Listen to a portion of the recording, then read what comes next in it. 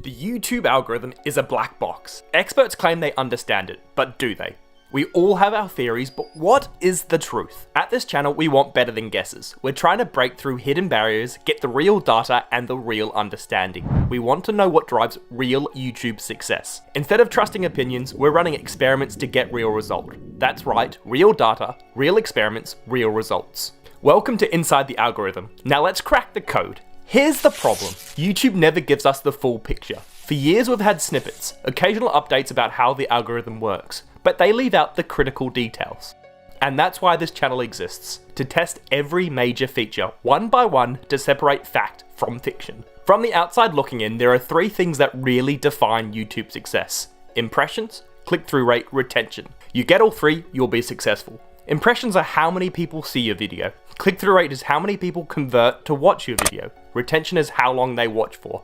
Master these three, you master YouTube. What happens if we set the video location to an obscure, tiny country like Tokolo? Will YouTube treat it differently? Will it show up in global recommendations or will it just get buried? Does location truly impact YouTube rankings? Let's see. Our experiments aim to see how we can change YouTube features and see the impact of these changes on all three of these pillars. In all these experiments, we want to have key rules and key methodology for every experiment. For this experiment and every future test, we're following a strict, consistent methodology to ensure that our results are as reliable as possible. The most important thing in any experiment is to be clear and transparent, to open up oneself for criticism and reviews. Here's how we're going to do that. For each video, we're going to test one feature at a time, from likes to dislikes, from comments to tags, from thumbnails to descriptions. All are important, but how much does each drive impressions? How much does each drive clicks? And how much does each drive retention? These are all important learnings we want to break down. Each video is going to be uploaded at a consistent time unless specifically tested with a 3-day break between releases. This is to prevent spam filters from being flagged at YouTube HQ. Each video will be uploaded with a consistent thumbnail theme unless specifically tested to allow for consistency in click-through rates of thumbnails.